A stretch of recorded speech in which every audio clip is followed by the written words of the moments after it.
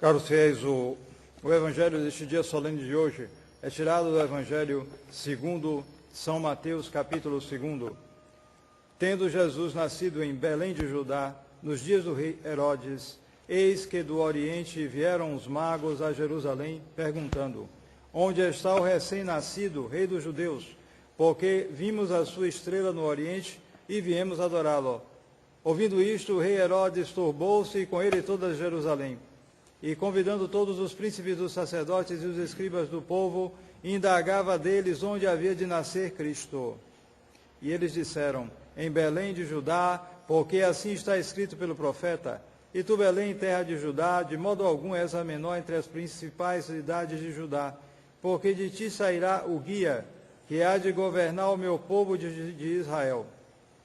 Então Herodes, chamando secretamente os magos, inquiriu cuidadosamente deles o tempo em que lhes aparecera a estrela. E enviando-os a Belém, disse-lhes: ide e perguntai diligentemente pelo menino, e assim que o achardes, fazei-mo saber, para que eu vá também e o adore. Tendo eles ouvido as palavras do rei, foram-se, e eis que a estrela que tinham visto no Oriente ia adiante deles, até que, chegando, parou sobre o lugar em que estava o menino. Vendo a estrela, exultaram com grandíssima alegria, e entraram na casa e acharam o menino com Maria, sua mãe, e prostrando-se o adoraram. E abertos os seus tesouros, ofereceram-lhe como presentes ouro, incenso e mirra. E sendo avisados em sonhos que não voltassem a Herodes, regressaram por outro caminho a seu país. Podem sentar-se.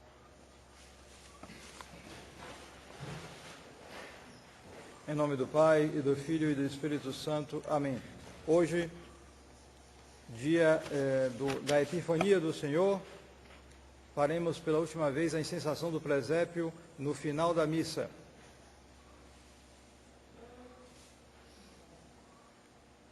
No livro dos Números, no Antigo Testamento,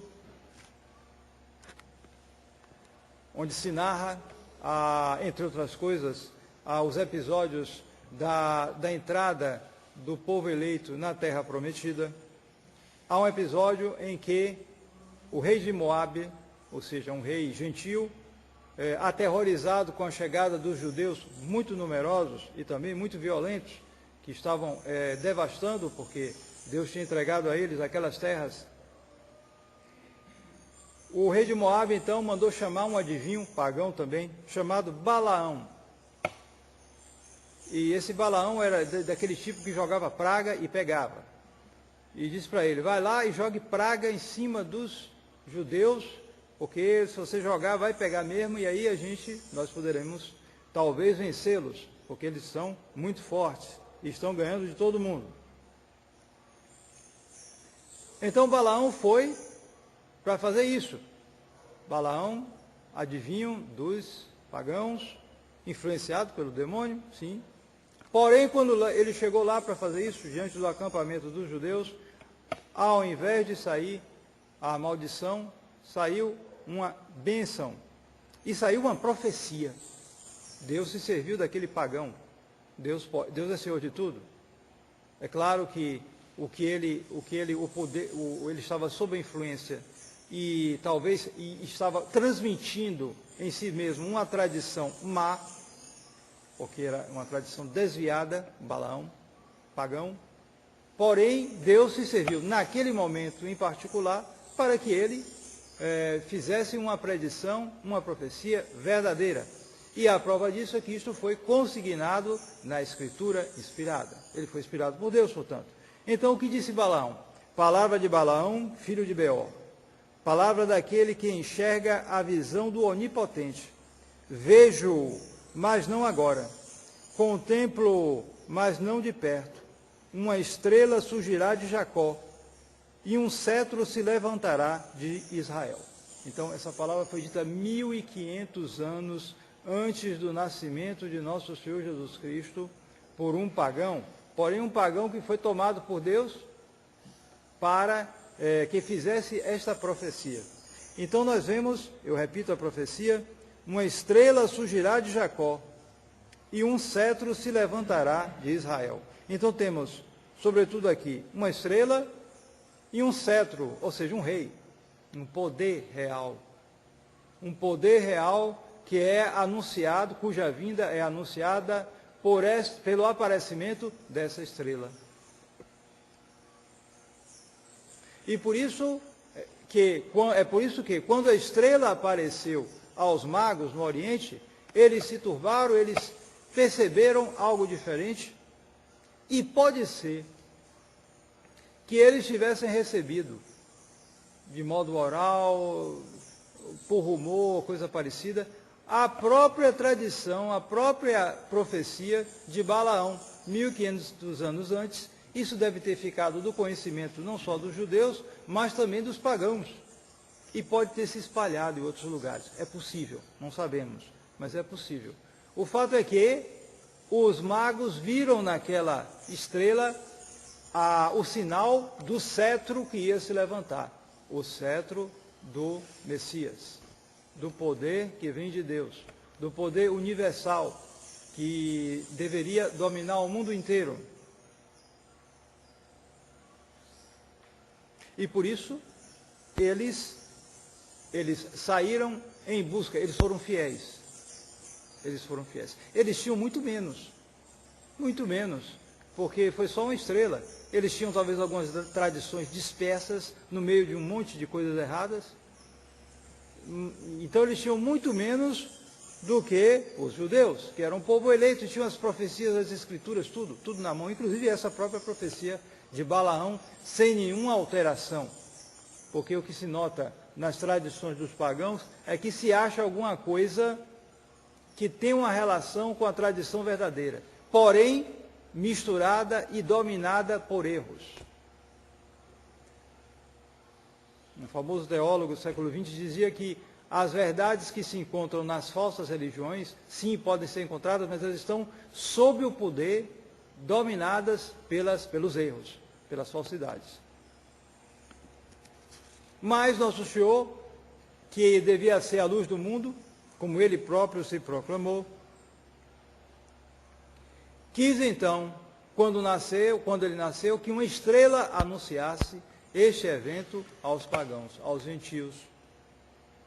Era o sinal dedicado sobretudo aos gentios, já que os judeus tinham profecias e tudo isso. Então eles tinham muito mais. Então para os pagãos foi dado essa estrela. E esta vinda dos gentios, que viram então Nosso Senhor nascido, Nosso Senhor então manifestado. Daí porque a festa da Epifania se dedica, Epifania quer dizer manifestação. Então essa manifestação do Senhor, essa manifestação se aplica a 3 eventos da vida de Nosso Senhor. Não é só a visita dos magos. No Oriente e mesmo na Antiguidade Ocidental, se celebravam outros eventos além da visita dos magos, que era o batismo do Senhor, onde houve a primeira manifestação clara da Santíssima Trindade e onde ele foi apontado como Filho de Deus, claramente, nessa própria manifestação. De fato, Nosso Senhor apareceu ali como uma das pessoas da Santíssima Trindade, já encarnado, é claro, porém como uma das pessoas. E depois, o milagre das bodas de Caná, um milagre que foi uma manifestação antecipada pela intercessão da Santíssima Virgem Maria, da missão de Nosso Senhor. Porque Nosso Senhor mesmo disse, minha hora não chegou, mas sua mãe confiou e Nosso Senhor não pôde recusar a ela. E assim, esse acontecimento, este milagre, é também incluído na festa geral da Epifania do Senhor. Porém, na Igreja Ocidental, ele com o tempo foi se concentrando neste episódio da visita dos magos do Oriente. Então, voltando ao que eu dizia, Nosso Senhor é a luz do mundo. Quando ele nasceu, uma estrela apareceu. E quando ele morreu, o sol se apagou, porque isto é mencionado também nos evangelhos no episódio da paixão de Nosso Senhor. As trevas cobriram o mundo, porque Nosso Senhor estava morrendo.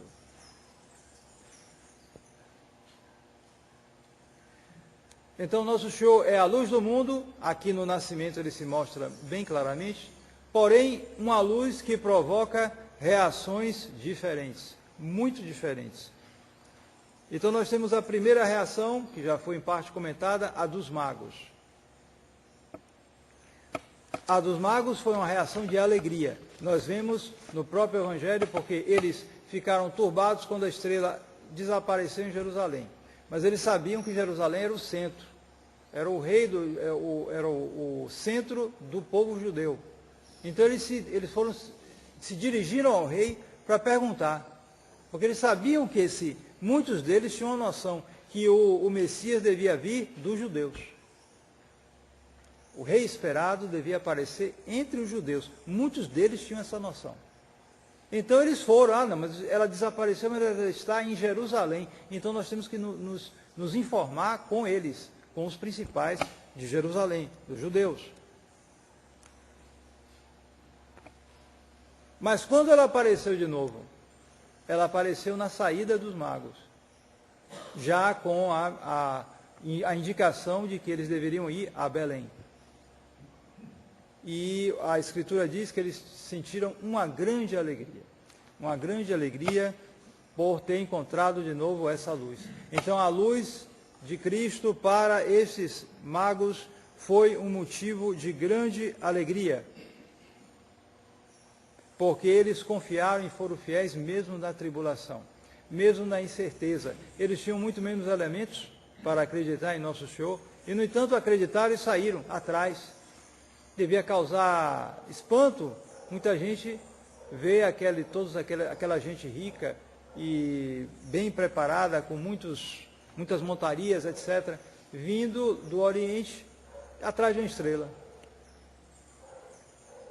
Era o sinal que eles tinham, mas aquilo foi suficiente. Isso deve ser um sinal também para nós, porque o que importou aí não foram tanto os elementos de que eles dispunham, as graças que eles receberam, mas foi a correspondência deles, foi muito maior.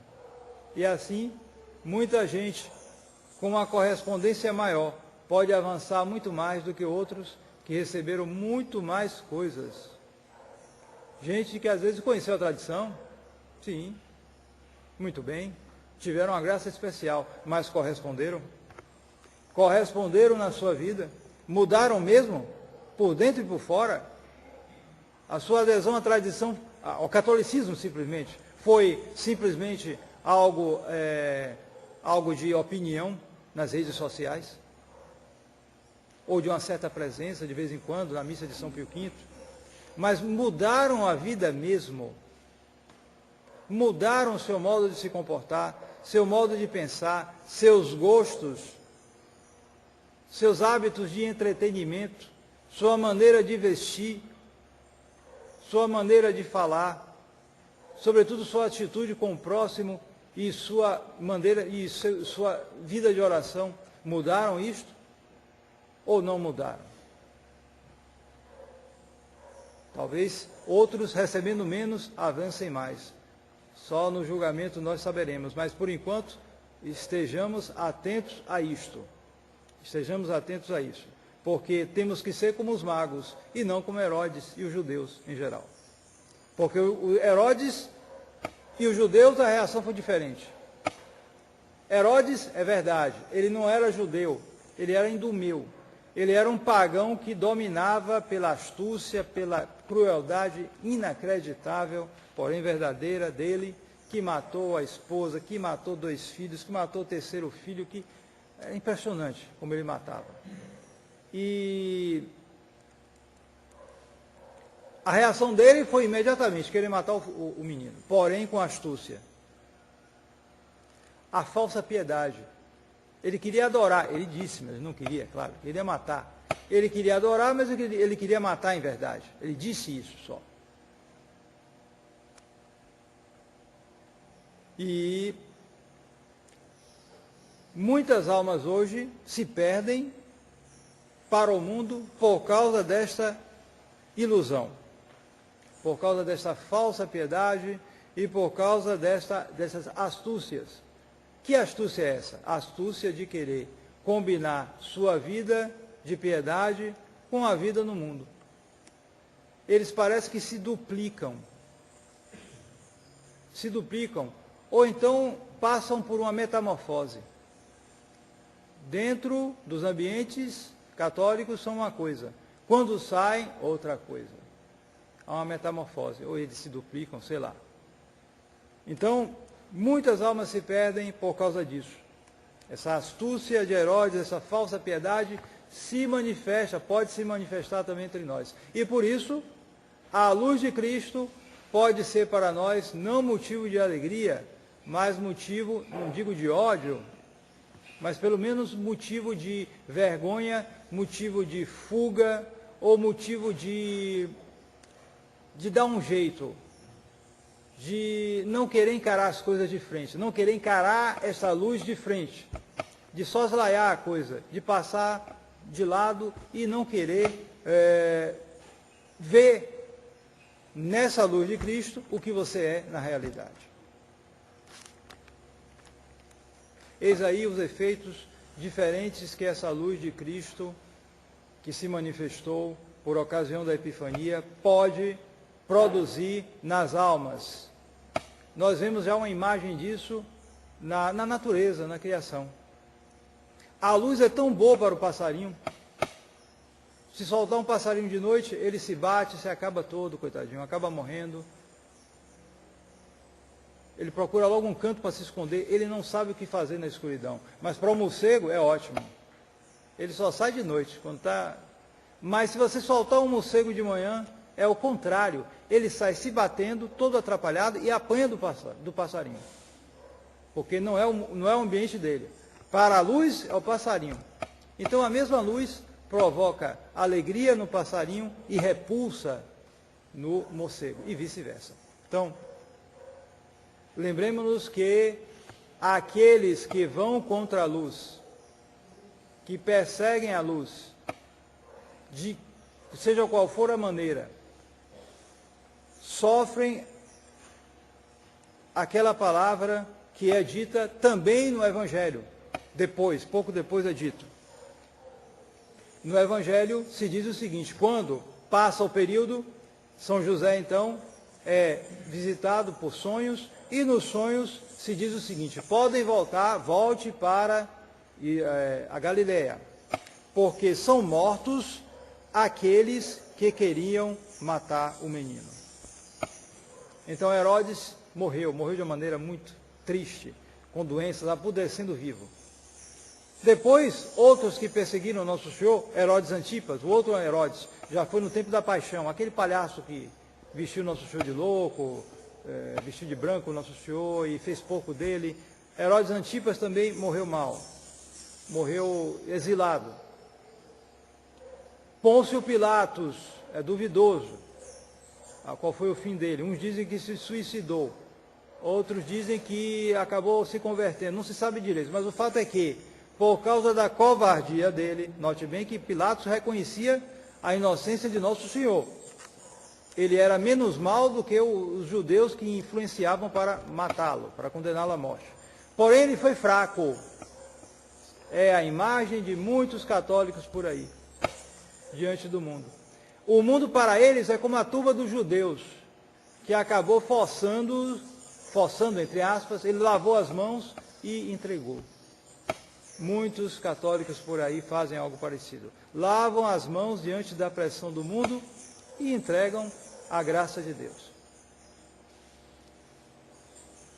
Porém, Pôncio Pilatos, independente de como ele terminou, não se sabe exatamente, o fato é que ele terminou mal, exilado, perdeu tudo que... Ele queria conservar o poder, né? E perdeu o poder. Perdeu tudo. Sem falar no exemplo maior, que é o de Judas.